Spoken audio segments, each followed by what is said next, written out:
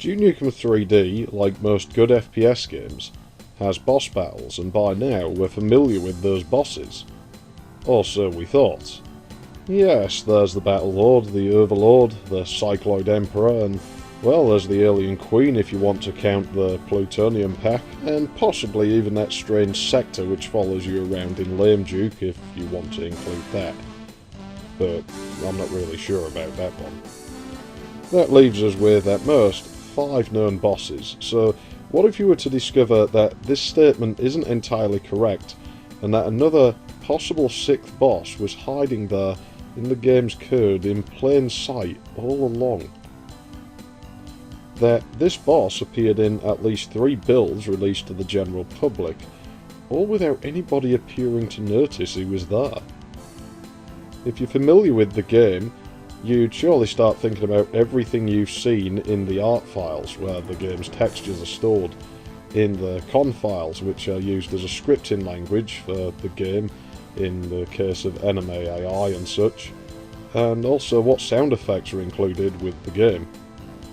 You can check the game's textures and come back scratching your head, wondering where this elusive boss could have been. There's not really much room left for extra art to have existed, and even the shareware version appears to use the same layout, only with textures from episode 2 and 3 omitted as they weren't used there.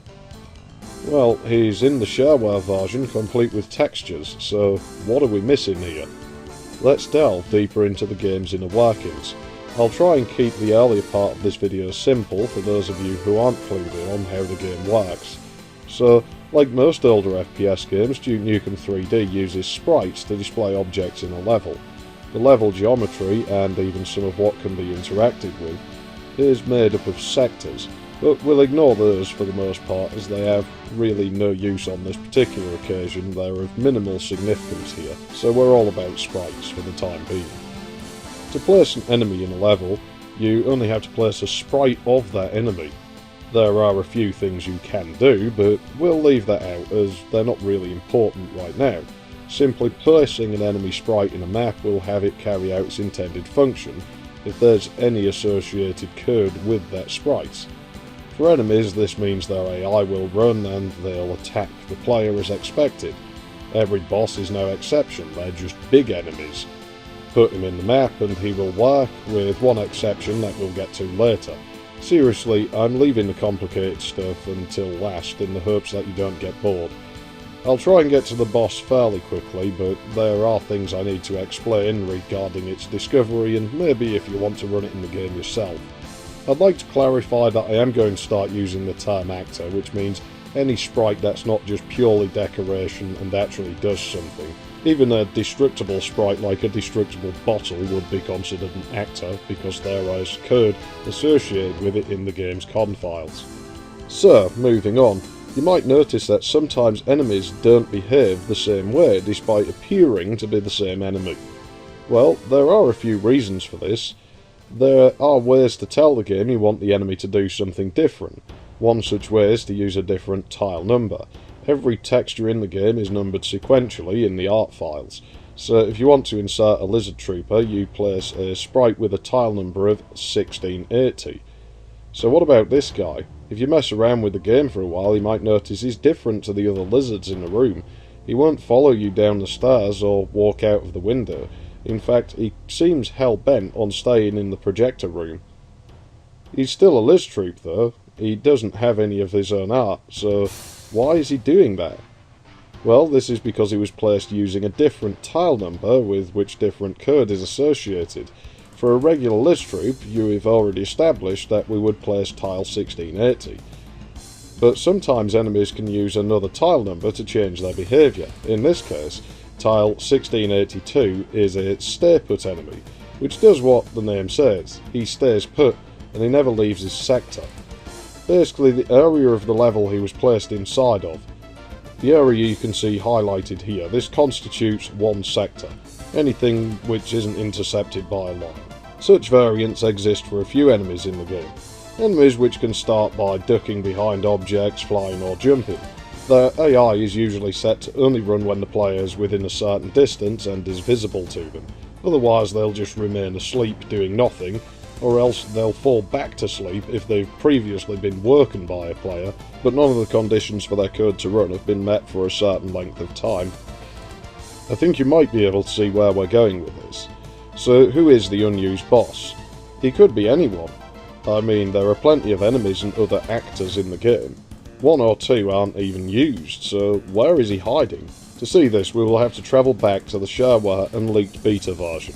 In fact, I'm going to be running almost all of this in beta 0.99 because it's much easier to modify than the released shareware versions. But this will work in early shareware versions if you have the patience to tamper with them enough. Every actor in the game, enemy or otherwise, usually has a defined name for convenience sake, and sometimes you can see these in the level and art editors. However, some of them aren't included in there, as the names in the editing programs are stored in a different file, names.h, which simply tells the program which name belongs to which tile number. The game's con files use a different file to store these names, defs.com, which has a far more complete list, even including a few things for which there is no art in any currently available version of the game due to it being removed, or a few tiles used as drawing surfaces and effects. You know, things like the CCTV monitors, they actually use an empty art tile as a surface to draw what the camera's seeing when you walk away. Also, the motion blur effect is a tile named Frame Effect 1, which appears to be blank. You can do some wacky things with these if you know your way around the game's code. However, they're mostly useless for level and art editing purposes, aside from maybe wanting to stay away from them. So it's easy to see why many of them were omitted from names.h. Duke Nukem's sprite is defined as A player at tile 1405 and is lived around there pretty much forever. Running by him in the art editor, nothing seems too unusual with the next definition appearing at player on water. Of course, placing Duke's sprite in a level won't really do much of anything. You won't be able to see it in the game, but this is actually how you determine where additional players will spawn in multiplayer modes. Placing a player on water will do nothing useful, and the next definition is Duke lying dead, which is pretty self-explanatory, or so you thought. Looking back in defs.com, you can clearly see 2 definitions that aren't displayed in the editors, Dummy Duke and Big Dummy Duke. Now, what might those do? Well, most of these definitions are for actors. You can see how Liz Troop is defined as tile 1680, and going to game.com, where most of the act code is stored, and searching for this string, you can find Liz Troop and his accompanying AI. Note how Liz Troop's stay put is handled as a separate actor, but he does share some code with the regular one. You can find A player, which handles Duke's sprite in the game. It's all there as you would expect, and it doesn't have any real AI associated with it because, well, he's the player, so you should be controlling him. So what about Dummy Duke? He is there, right at the bottom of the file, likely covered in dust and long forgotten. But look closer and you might be alarmed to discover that he has some AI coded in. Not much, but at least enough that he should do something if placed inside a level. You can see here how the game checks for visibility of the player, the distance and ability to inflict damage. So in theory, he should at least attempt to attack. So now that we've uncovered this unusual entry into the code, well, let's place him into a map and see what happens. Now, I really wasn't expecting much of anything. Still, just down here, he should be waiting for us. And here we are, for what was probably the first time in 21 years, the forgotten boss of Duke Nukem 3D. As you can see, he's quite slow, and his attack is simply to fire a chain gun at intervals. He can teleport too. Big Dummy Duke is much the same as his smaller counterpart. They both use Duke Nukem's art tiles, and they appear with a yellow-green palette. Palette 7 for those of you who know the game well enough. Before seeing it with my own eyes, I thought the game might have some hard-coded function which would stop it from running, or else it might be missing something. Most of the actors have hard-coded functions that aren't included in the con files. Big Dummy Duke is no exception. Blink and you'd miss it, but he actually tries to play a sound file upon seeing the player. This sound file does not exist, though it is defined, and therefore it may have existed at one time in the game's past, if only we weren't limited to the shareware's assets. Still, It's boss2rg.voc, which is consistent with the confile's definition. The dummy Duke enemies even have their strengths defined with a label containing boss2 as part of their name. This is where things start to become really interesting. Firstly, that file does not exist in the final game. You might be thinking about the Overlord, which is wrong. You should actually be thinking of the Cycloid, and yeah, we will get there as to why, but he doesn't use this sound, not in that way. I think before we delve into that, I should stop for a moment and try to break this down differently. This boss brings about a strange possibility and an odd question to say how long this game has been around.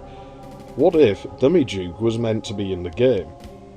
He just might have been, once upon a time. But there's another possibility, and one we must not forget. His name's Dummy. He could just be a test object. His AI is clearly unrefined, and he's not really very dangerous. Hell, the big one dies in a single hit, so perhaps he was just keeping another boss's seat warm until they arrived. Such an idea doesn't seem unlikely, but as I dig deeper, I'm finding myself only less certain that this was the case. I suppose unless someone comes out and tells us one way or another, we just won't know for certain. But here's my argument for why he might just have been a real boss at one time. This is largely speculation, and I'm not presenting this information as fact. So really, this is just for fun. And to hopefully stir your curiosity. Who knows, there's probably plenty of things that haven't been discovered in this game yet. Firstly, the lore of the Duke Nukem games in general. Duke Nukem 3D was the third game, arguably fifth depending on how you tally up the episodes of Duke Nukem 1. Hey, 3D Realms even refer to Duke Nukem 2 as 4Duke, going by the zip file for the shareware, implying Duke Nukem Episode 4, and Duke Nukem 2 is of particular importance here. We learn right at the start of the game what the plans of its antagonists are. They want to use Duke Nukem's brain to power their Thinkomatic war computer. Presumably, Duke Nukem is far more dangerous than anything they could come up with themselves, which seems like a fairly reasonable conclusion in my mind. Later, in Duke Nukem Forever, Dr. Proton, the villain of the original game, actually clones Duke Nukem, or at least attempts to, as a cyborg army, the Dukenators. There's actually an interesting parallel here to when Duke first encounters this enemy. He's strapped into a chair, about to be executed after being kidnapped. Now, call me crazy, but I'm sure I remember something like that happening before. Indeed, this happens in Duke Nukem 3D in the third level, Death Row.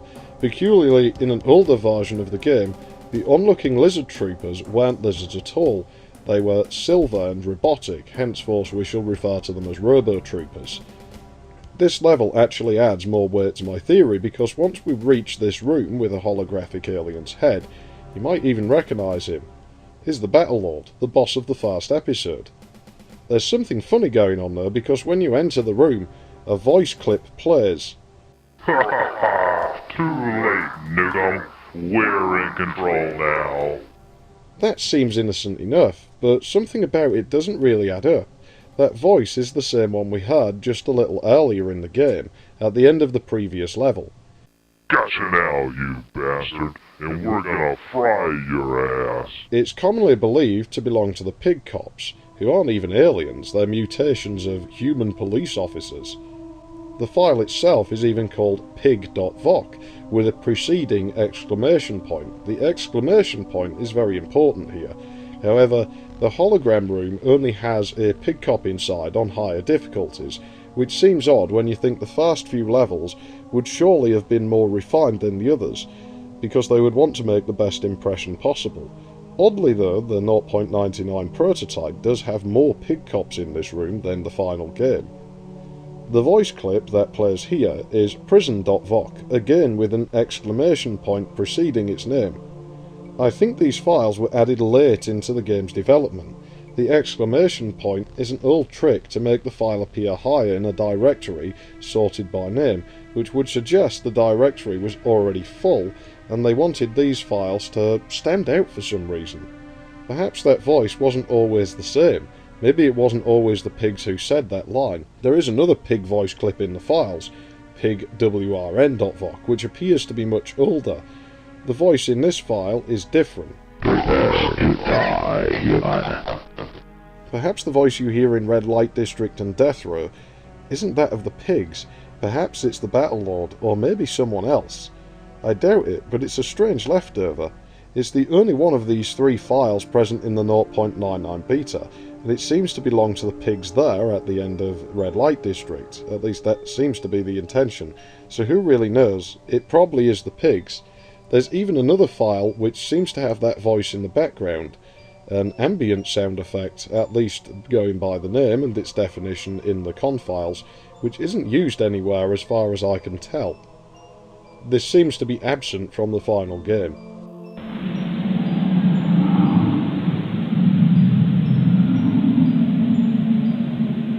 The plot continues to thicken. These 2 voices aren't usually heard in the game, but they are included in the data. Lunar attack force defeated. Duke Nukem must die. One of them does appear visually in the game, as a sign in Red Light District. Is it possible that these belong to one of the bosses? I mean, that sign is green after all, and believe me, the bosses like the colour green, and we'll find out about that very soon. So perhaps one of them would say the line at some point in the game. The other clip says Lunar Attack Force defeated, which would suggest they belong to a character that would appear after the second boss. These don't seem to show up until version 1.3 of the game, so we can likely assume that if they do belong to a boss, they belong to one of the bosses in the final game, and not whatever might have existed in the prototypes. Therefore, we can likely say with confidence that it's either the Cycloid Emperor or Overlord, and was never intended to belong to the Dummy Duke. We do actually get to hear the Battlelord's voice anyway, right at the end of episode 1. Who the hell are you?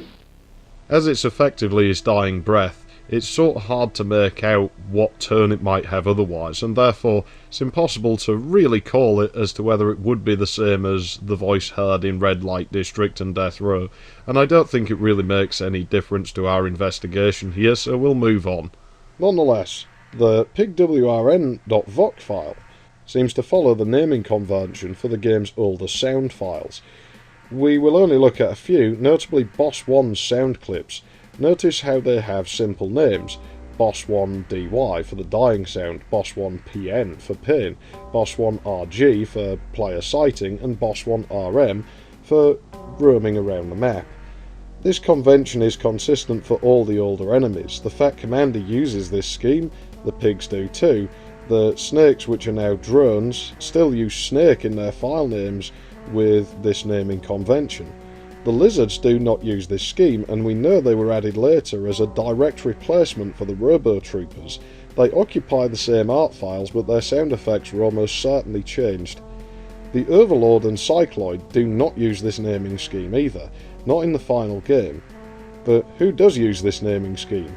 Dummy Duke uses this scheme in user.com. You can see that his files are Boss2RG, Boss2DY, and so on, just like the older enemies in the game. As stated, these files don't exist in the shareware and beta assets, and if they ever did exist, they'd clearly been replaced by the time the full game arrived. Now, you might have spotted something else going on here, a definition for Boss 3, with sound files using the same naming scheme again. We cannot know what this boss was, but it used the same tile range as the Cycloid Emperor for the most part, only with minor differences.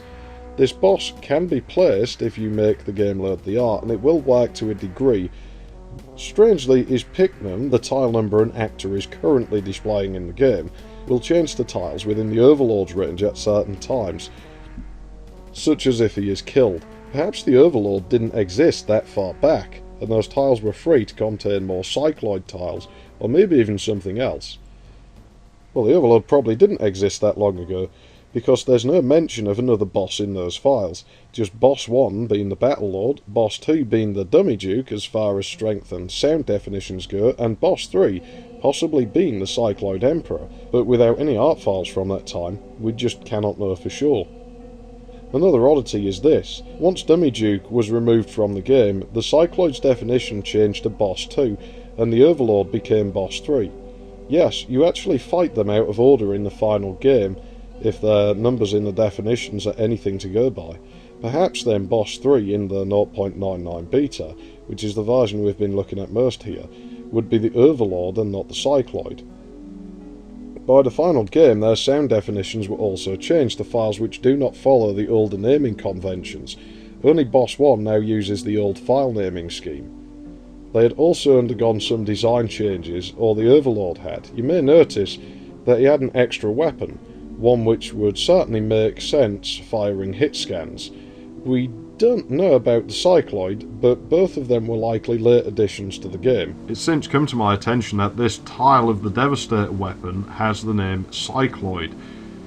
This weapon isn't present in 0.99 beta, which could explain why the Cycloid tends to prefer firing hit scans here, as, well, I think this name basically means that it's the Cycloid's weapon as handled by the player. I mean, it is essentially what he fires at you. We will return to the time period that certain bosses were added later, as more information has become available to me.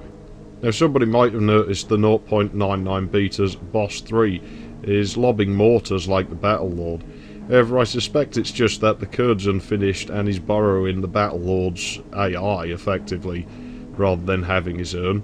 I mean, it would make more feasible sense for the Overlord to do that, but I'm relatively confident he didn't exist at this stage, and that the Cycloid simply isn't properly coded at the present time. Now, if we venture back to Death Row, we'll find that the hologram is still sitting there, which it should be. But it does make me wonder, what's this? Yeah, this is in the texture files for the game, a spinning hologram of the Cycloid Emperor's head, which appears in Faces of Death and occupied territory. Yeah, there's something funny going on here, because we do see this again after a fashion, at a rather key point in the game. Right after we defeat the Overlord, a screen is displayed which shows the Cycloid Emperor's head on a screen, looking oddly like that hologram texture that we have here. That makes two of the three bosses which have displayed their head as a green hologram now. Remember, the Queen was only added in the Plutonium pack, and there's no media at all to suggest that she or her protector drones existed before that add-on pack was conceived. Though the idea of a fourth episode might not be completely irrelevant to this, I do find it unlikely, and I do have it on pretty good authority that the Queen and protector drones can be entirely ruled out here. So now that we know these aliens like having spinning holograms of their head in green for some reason, what do you make of this one? Yeah, that's Duke Nukem's head as a spinning green hologram. It looks kind of familiar. It's another animated texture which is in the game's files. Very fishy indeed. Something else suspicious may have happened, but I cannot currently find any such image to back this up, and it may be a false memory, so we're not going to count this as evidence at all. In the Lame Duke prototype, the 6th map has a giant feminoid placed in the middle of the city, and I'm sure that I have seen a screenshot in a magazine or elsewhere taken with a later build of the game, one between Lame Duke and 0.99, where this was replaced by a giant Duke Nukem, likely after the feminoid was removed from the game, as I don't think she was around for very long. The feminoid alone is intriguing enough, if only because she's there in giant form. She does nothing, she doesn't run any code, but it makes you wonder, perhaps it wasn't just posing for magazines, and maybe, just maybe, this was the beginnings of an idea that wouldn't quite come to be. Unfortunately, many screenshots seem to be missing in old threads I looked through, and I can't find just one huge archive of them anywhere, but if anyone does find the shot I mentioned, please do let me know. However, as stated, this is quite likely a false memory, and we're just not going to mention it again or factor it in here at all. Another area of interest is the code, mostly regarding the big dummy. The regular-sized one is fairly hard to kill, and he teleports around, but his larger brother dies in a single hit, and does not teleport. Now, it may be worth noting that the Battlelord doesn't have a mini-boss implemented as yet. To do this in the final game, you set his palette to 21 in the level editor. However, at this time, it's possible that they may not have intended him to appear as a mini-boss, or if he did, it may have been that you would set him to be a mini-boss in the level editor a different way, possibly by using a different tile dumper, like the regular-sized Dummy Duke does. However, what is interesting about the big Dummy Duke's behaviour is that when he wakes up, the Kurd does spawn a teleport star, as if he teleported in, despite the fact he never teleports once fighting. He also uses the size to command instead of size at, like most enemies, which is why he appears to grow to size instead of the game instantly correcting it. You'd almost think that he was supposed to appear when you killed the regular dummy, wouldn't you? The line which spawns the teleport effect appears to be a straight copy and paste from the regular dummy Duke, so perhaps it was just an oversight, but then all references to state and AI labels would have to have been changed by hand, so you'd think they'd have noticed. The hit check was also modified, quite significantly. This boss has no if dead, and he dies instantly because unlike the smaller dummy, there is no process for checking the health of the enemy. The regular sized one has this, and even adds a kill to the tally screen you would see at the end of a level. Oddly, the boss actors share similar traits to the big dummy. When you hit a Battle Lord, the Kurd actually executes a state written outside of the actor's Kurd block. In later versions of the game, each boss had its own block of Kurd, but in this version they would all share the same state, all except Big Dummy. Is it possible that he was meant to use this state as well, and that the boss hit check state would handle his damage and death, and that it simply wasn't put in place yet, and this is why he never calls it? You'll notice only boss 1 and 3 are mentioned in this state currently. In the final game there's actually a bug in the confiles which make mini-bosses die in a single hit. Only the Battle Lord has proper checks for such things, so mini-overlords could exist in theory, but they will die after being hit only once. A behaviour which seems rather familiar now. Even then, maybe Big Dummy was meant to activate something upon death. The bosses have a strange relationship with tags. Tags are essentially channels which let things in the game communicate to one another. If you throw a switch that opens a door, that switch will share a tag with the door in some way to facilitate this, usually using an activator. Think of them like radio control crystals or telephone numbers, if you're not familiar with the game's inner workings. In the final game, the Cycloid can only walk on floors with a low tag of 3. It acts as a rather hackish version of the stay-put mechanism we discussed before, preventing him from leaving the grass area of the stadium, which is the game's oldest map. No, seriously, check the value of the Maxwell property known as Overtile, if you don't believe me. That map is really old. You know, he really doesn't fit with that map at all when you think about it, and I'm sure that hackish behaviour was just there to make it look less worse than it does already. Yeah, curious. Anyway, the Battle Lord in older builds of the game, at least around the time of the 0.99 beta, activates a tag of 6666 upon his death. This was to open up the level exit switch area. It simply causes a door to open which reveals a nuke button, instead of the Battle Lord's death actually ending the level itself. You still have to press a button just like any other level. And of course, the developers wouldn't want you to press this button before you beat the boss, as that really wouldn't be in the spirit of things. Now, deviating from our discussion about tags for just a moment, think about this. The boss 3 using the Cycloid tile numbers in the 0.99 beta does not require a tagged floor to move, much like the Overlord. He fires a hit scan, much like the prototype Overlord probably did. This might be a crazy idea, but what if the Overlord was always boss 3 and the Cycloid actually replaced another boss, one which was already considered boss 2? Yeah, what I'm speculating here is, what if at one time in the past, the idea was that you fought Duke Nukem in the stadium and not the Cycloid? Or even then, what if there was going to be a 4th episode? There was one in Lame Duke, and there are leftover definitions in the 0.99 beta version, and even in sharewares, which alludes to 75% of the game being in the full version. Although I do find this unlikely that the 4th episode was still planned. However, maybe the boss order wasn't different as such. Perhaps the bosses themselves were different. Why is it that we see the Battle Lord's hologram in Episode 1 in both Death Row and The Abyss, and then we only see the Cycloid's hologram in Episode 2 with Occupied Territory, when the boss of that episode is the Overlord, aka Boss 3 in the final game? Could it be that the end screen was added later, and that the Cycloid once lived in Episode 2, where Dummy Duke would be the final boss of Episode 3. You're probably wondering, and no, Duke Nukem's hologram head never appears in the game, not even once. There are also no hologram heads at all in the Episode 3 levels. No Battlelord, no Overlord, nor Nukem head. Not a single one. It's all very confusing and impossible to see the way at the present time. We just don't have any way of knowing for sure right now. To make matters more confusing, there are older images, one of a Battlelord being defeated in some kind of space level. Another picture shows the Cycloid in space, so what's going on here? Well, there's one theory regarding this Battlelord picture. It bears a strong resemblance to the level ending screens. It's definitely pre-rendered. Perhaps it was meant to be used there instead. So what about the Cycloid? Well, he's in space. That's really all I can say looking at that picture. So maybe he was supposed to be a space boss, which might lend my theory some credibility. Honestly, with what we do know, it's clear that the levels were all cut up and moved around so much as to make following the progress of such things retrospectively damn near impossible.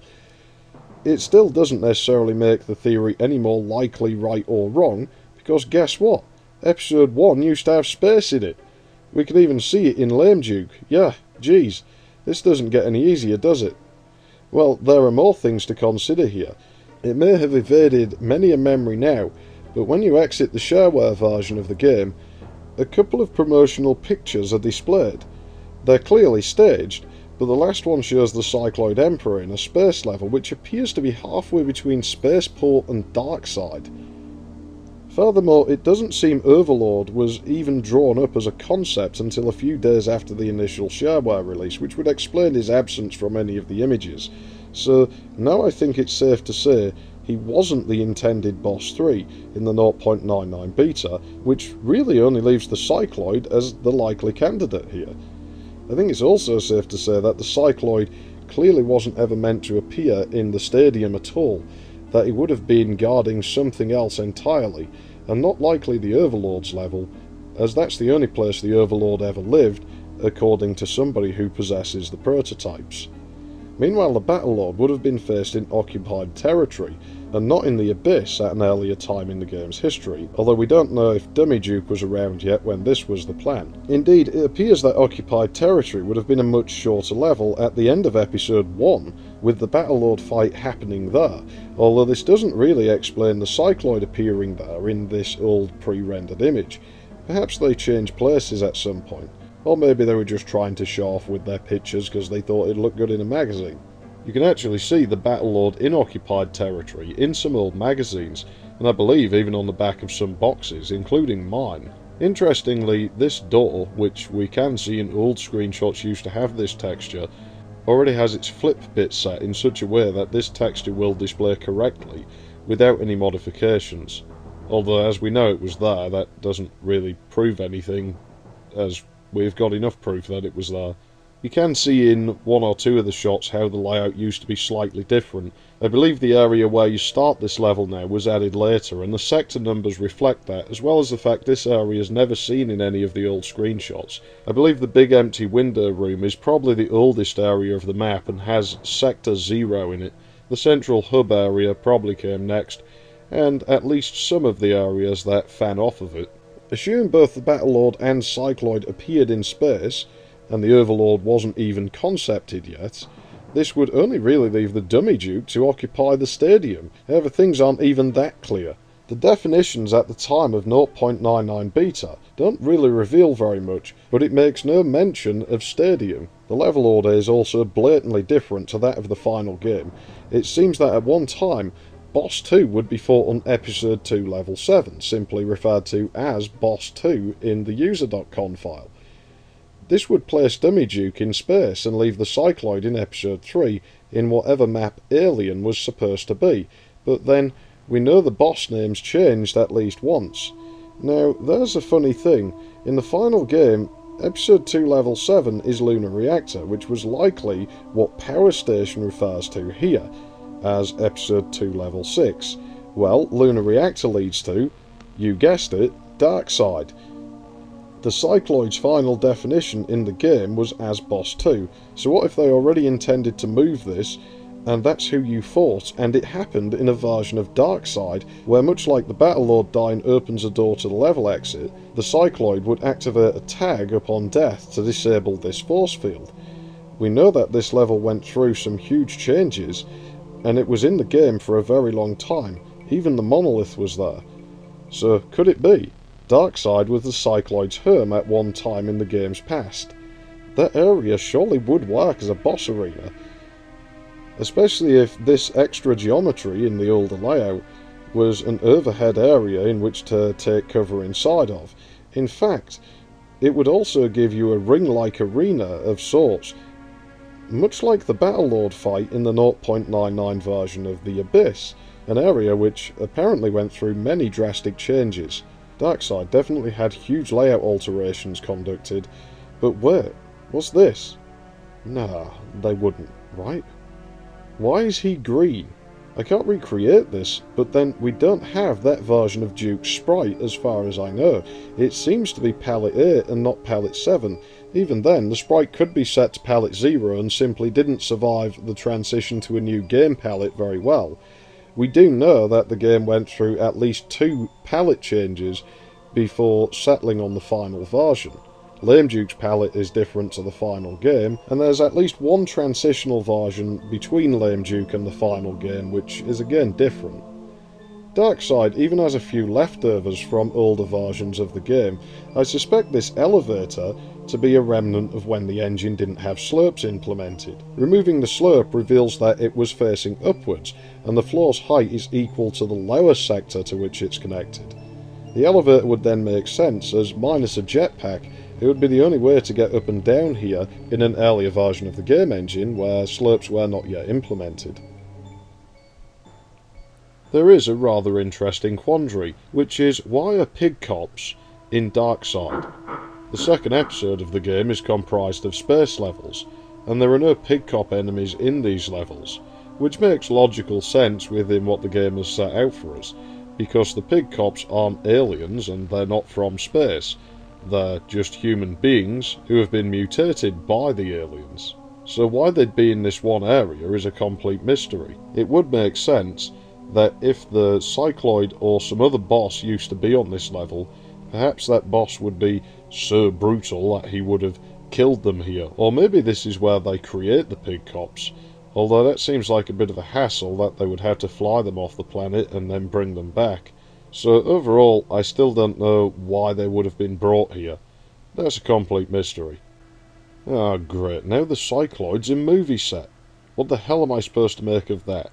Honestly, this is the only example of such a shot, so I'm not really going to factor it into this. Even then, if Darkseid was planned to be the home of a boss at some stage in the game's past, I wouldn't be at all surprised if Occupied Territory had replaced it in that role once the Battlelord was moved to the Abyss.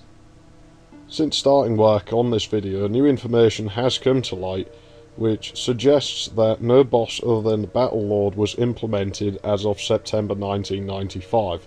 We can't confirm that it was the Battlelord, however he does seem to be the most likely candidate going on the code which is available, and all we do have to go on is a single con file from around that time.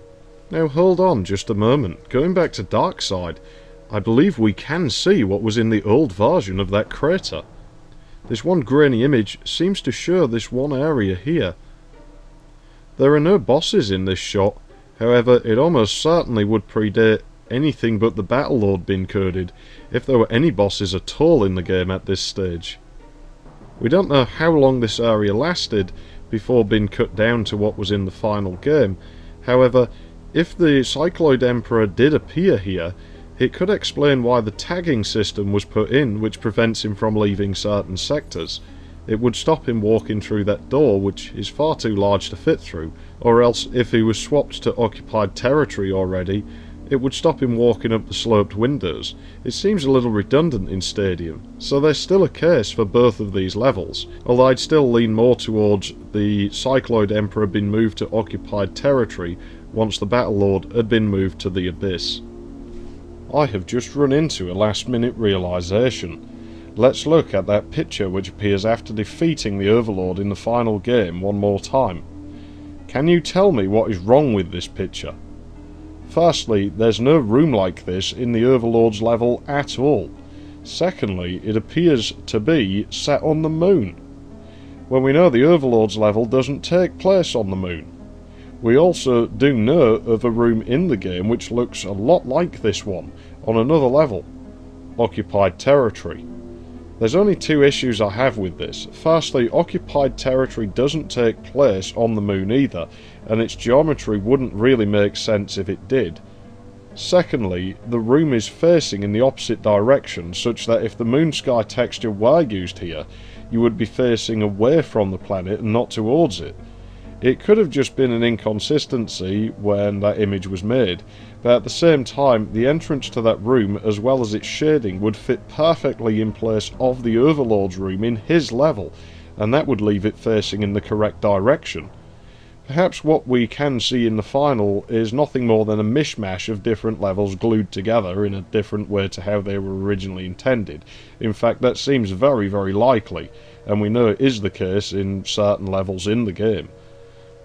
That room definitely seems to have been moved at some stage, and for all we know, the text and graphics in that image could have been altered at some point.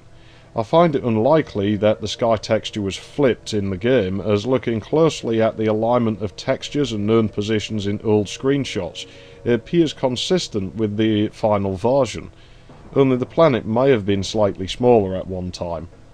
I honestly do not think that room is original to occupied territory, because the sector numbers in it vary so broadly. I think it was pasted in later as an afterthought. The boss could still have been in either level, and they simply changed the angle of the sky in that completion image for no other reason than having the planet there looks far cooler than having empty space when regarding the subject matter. You return to Earth in Episode 3, so neither level is particularly unlikely, but still, remember that voice clip? Lunar attack force defeated. It certainly seems to make sense now, doesn't it? It definitely looks like the second boss would have been fought on the moon as I suspected. All of the pieces just fit together far too well for me to think otherwise. If you want my opinion, I think the room probably came from the Overlord's level, though whether the Overlord was fought in it is unknown. But remember, whilst the Overlord only ever lived on that one level, that's not to say he was always there. This is, however, no real guarantee of which boss would have lived there. Interestingly, my source for that old layout also posted an overhead view of Santa Monica Pier, a level which, it seems, would feature before the third and final boss in the unknown alien map, according to the 0.99 con files. You can see that this map would become Flood Zone, which still gives us no clues as to what alien would have been. Even then, Dummy Duke doesn't seem to be an alien, so all this does is add to the mysteries further. We do know that Episode 3 was largely rushed together out of multiplayer levels, so perhaps it wasn't yet set in stone. Sadly, the shareware versions have their level names scrubbed for everything but Episode 1, so we can't watch the level order changing up until the full game's release. Overall though, I can't see a boss fight ever having taken place in LA Rumble, where Flood Zone would eventually lead, but then we already know how butchered Episode 3's maps were. That drop could definitely lead to Stadium though, where you ride the elevator in the centre of the pitch up at the beginning.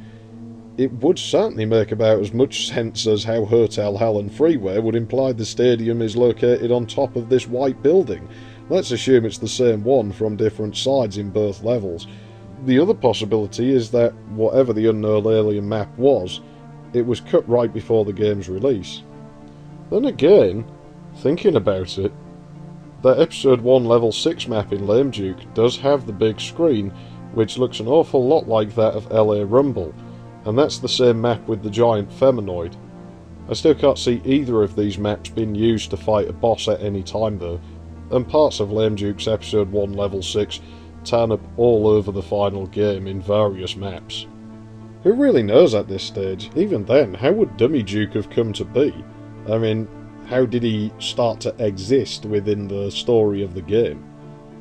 Is it possible that maybe the aliens cloned him when they kidnapped him and took him to death row, much like Dr. Proton attempted to do in the Doctor Who Cloned Me?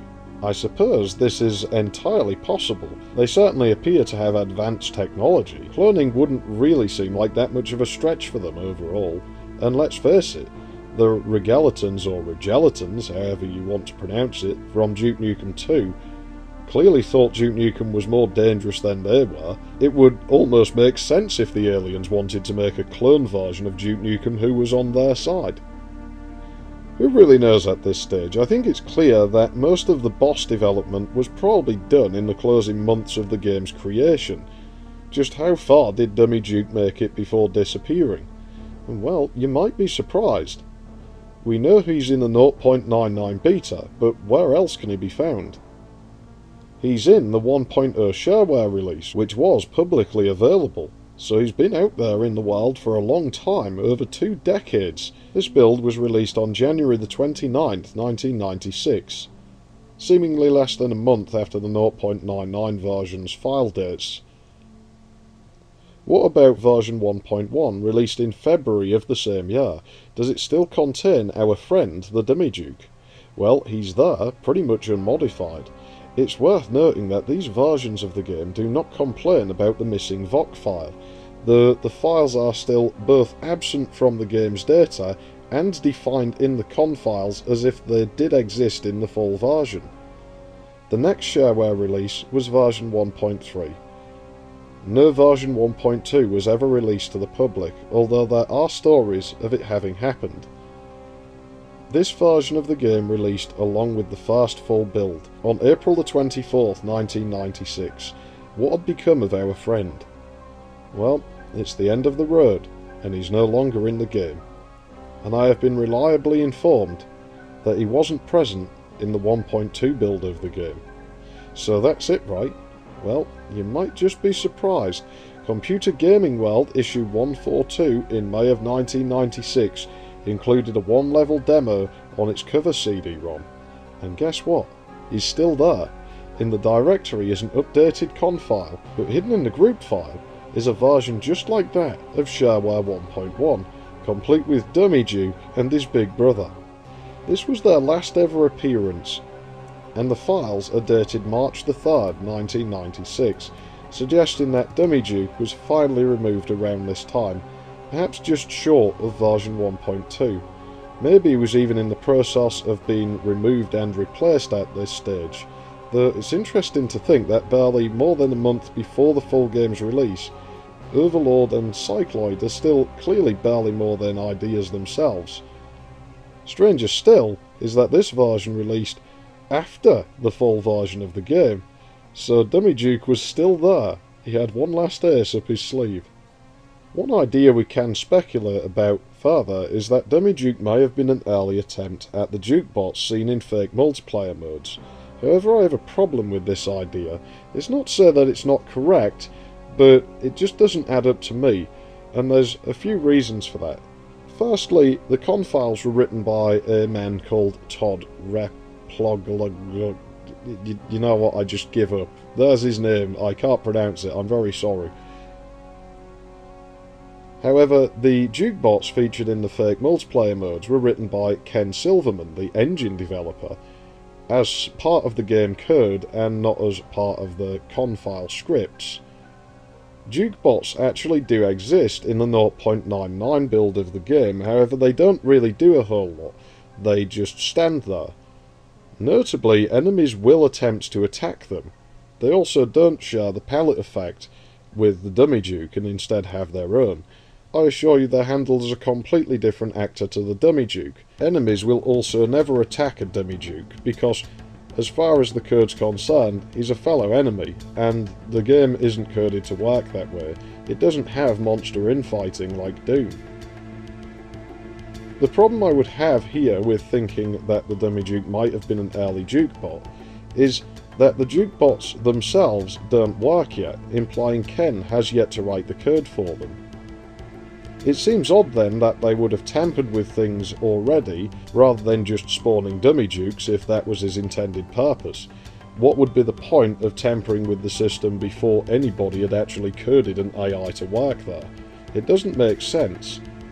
Unfortunately though, we don't know how long the Dummy Duke was in the game. and it makes it a lot harder to draw any kind of conclusion, especially when our thoughts are largely based on speculation in the first place. Further information has since become available, which states that the hard-coded plane of Boss 2 RG.voc is present in an October 1995 build of the game. I think therefore we can say that Dummy Duke was added to the game at least in some capacity between September and October of 1995. So this brings us to the end of our story regarding the Dummy Duke duo. Whatever he was, he's certainly an oddity, and one which just adds to the mysteries of Duke Nukem 3D's difficult development. Was he ever a planned boss? Was he just a placeholder? We might never know for certain, but one thing is for sure, you'll never look at Duke Nukem's player sprite quite the same way again, not without remembering his long-lost brother, the yellow-skinned Dummy Duke you likely never knew existed.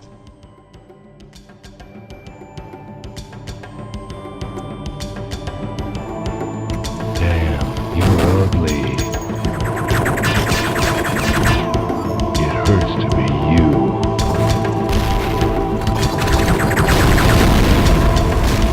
Way to go, dumb. You're gonna die for that.